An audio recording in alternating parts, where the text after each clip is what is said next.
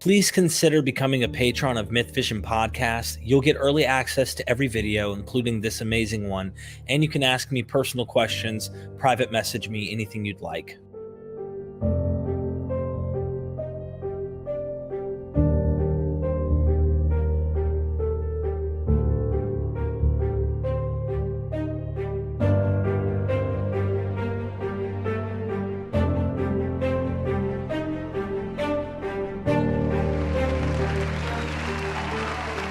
Professor Elaine Pagels, the Garden of Eden story for Gnostics is seemingly different than the one for the Orthodox view. The serpent doesn't appear to be the bad guy. In some sense, he's actually giving them enlightenment.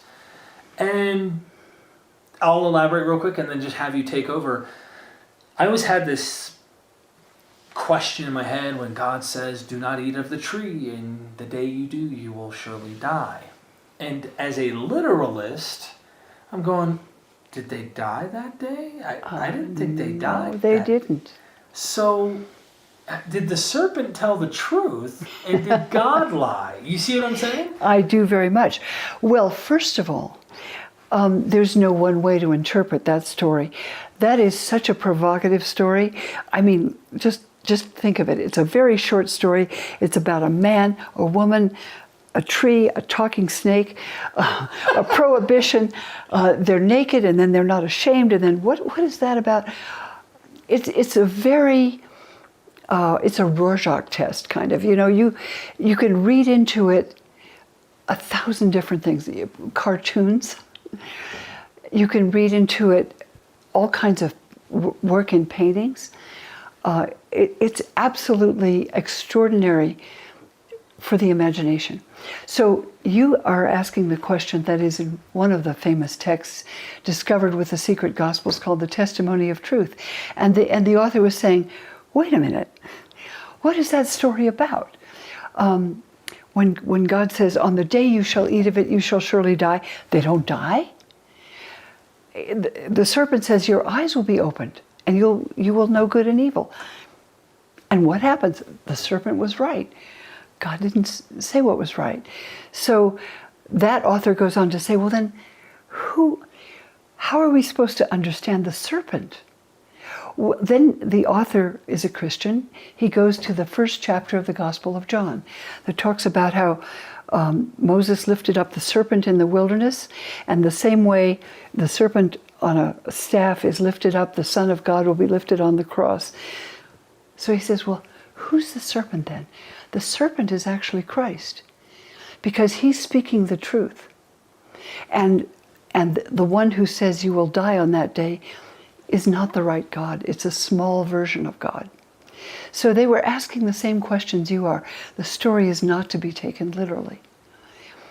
And so there are so many ways people play with that story. That's why I wrote that book, Adam, Eve, and the Serpent, because when Jesus spoke about it, it was because he was asked about divorce. Rabbis read it in a very practical way about what do we mean by marriage? What do we mean by divorce? What's allowed? What isn't allowed? We're talking on that level. And then others read it as a symbolic story. Irenaeus read it a different way, about, the beginning of sin. And Augustine read it as the beginning of original sin, which is a rather extravagant and unusual way to read it, which is now the basis of a lot of Catholic and Protestant teaching. That story has been played in more ways than any musical set of notes. See, I like comparative mythology because one of the things personally that it's my personal interest is I want to know what it originally meant, right? I love finding out how people use it, but what it originally meant to me tells me more of the source, right? Like, what was the point, the polemic? What was the intention, the original audience, whatever it might have been? I want to know that because we all use things to our own personal context. For example, you open the newspaper, there's probably an evangelical right-wing Christian who's interpreting the book of Revelation or some book or prophecy in the Bible to say, look, what's going on with Israel right now? Look at what's going on, the bombing. Oh, yeah. The end is near, blah, blah, blah. But it's like, what did it mean when it was written? And did you want to? Well, that's a very good question, and it's hard to answer because this story was probably told 3,000 years ago. That's when it was written, we think. And if you ask a rabbi, well, they'll say, well, the story is written to say you're a human being and you have different impulses. You have what they call the evil impulse and the good impulse within you. And what I want to teach you as a rabbi is you should obey God. You should obey Torah, which is the way God teaches us how to live. It's a way of life that is life-affirming and productive and will lead you in the right path. You shouldn't disobey Torah, the Word of God. So the story is about Adam and Eve, and they're given an instruction by God, and Adam does not obey God, and the result is suffering. That's why we suffer. That's why we die. That's why there's oppression in the world. Right. That's why men labor, with the earth and suffer in agricultural labor, and women labor in giving birth. Everybody suffers, and that's because we disobey God. But if you follow Torah, that's a story about following one impulse or the other. And we want you to get the message that you should follow the right way and obey God. Right. So I think that's the most original cast I could put on it. I was going to say, one of the things that I was coming across that made me think, where did this come from, was looking at the Mesopotamian, the Ugaritic, yes. the where does that come from? You mean literarily and culturally? Yes, and I wonder because we know Israel, we know that they were bumping into Sumerian, they were captured by Babylonian, if you will. The Babylonians, and then of course the Assyrians, and then you had the Medes and you have Persians, and so there's all these backdrop stories that they have, their mythology, their origin stories. And Epic of Gilgamesh comes into the Noah's type of thing. Like there's so many connections to make with these comparative mythologies. Well, when you talk about how did they originate literarily and culturally, I think most people would say the stories of creation in the Hebrew Bible, the two of them, the first one, the story of the creation in 7 days, is a response to the Babylonian creation story, and which speaks about the powers of the universe, the sun god and the moon god, and the Israelites say no. We worship a being that created what you call God. The sun is not a god, the moon is not a god. They are lights in the sky that our God made, much bigger than your gods.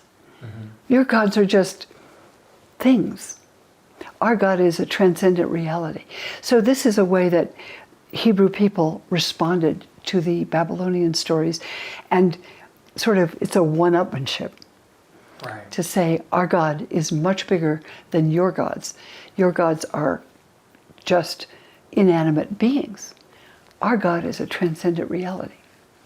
And that's what made me think there might be something there that we can glean and learn that doesn't get looked at in Orthodox circles, whether Jewish Orthodoxy or Christian. They don't care about that. They don't really see how that might matter. And to me, that does matter. It plays a huge role in these narratives. It does. And one thing it does, Derek, which I think is significant in the 21st century, is it teaches that the human being is not part of nature.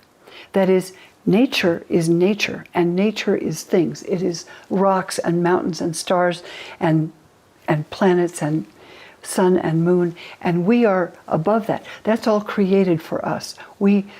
Adam and Eve are humans, and they're made in the likeness of God, and they're told to dominate the world and subdue it. And that has a legacy of saying we are not really part of this.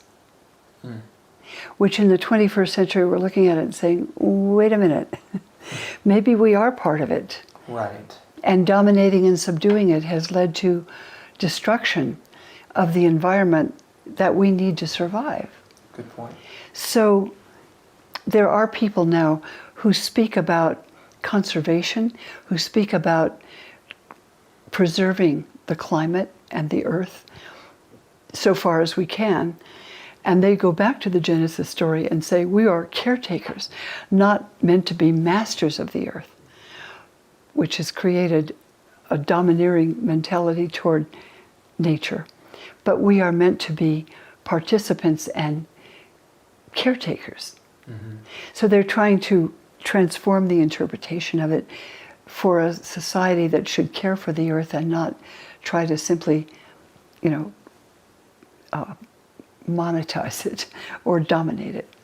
There's so much there too when you start looking at this connections to the Sumerian or Ugaritic and stuff. Right. There's the idea of gods creating man to work for them because they were working their butts off, and they were like, hey, we don't want to do this anymore to Marduk. And Marduk's like, all right, I'm going to make man, makes man. Then they're too loud and noisy, so he sends a flood. And then you have the biblical explanation for why a flood. And right, but the gods that you speak about are the natural world. And that's a very different world than the one that the Hebrews chose to interpret. Right. Yeah, because they had Deuteronomy 32 and then Psalms talks about this there's a council of gods, but it's still not a earthly thing, so to speak. It definitely transcends, which is the difference, I think. The God of the Hebrew Bible creates the world, but the God of Mesopotamia is the sun god that is the forces of nature, are themselves the divine powers. Mm-hmm. So it's very different, and the Greek and Roman religion is that too, It makes me think of Prometheus too, like the whole story. Dr. Price, that I interview all the time, he talks about how you have this story where Prometheus and Zeus, and he makes man, of course, and he makes them for sacrifice, so they could sacrifice to him for food. Yes, yeah. And Prometheus tricks him one day and gives him like a jar full of fat and guts and nasty with a top layer of sirloin, if you will. Here you go. And then he takes the good stuff and puts a fat layer on top to make it look like he has the guts, because that's what he would always get.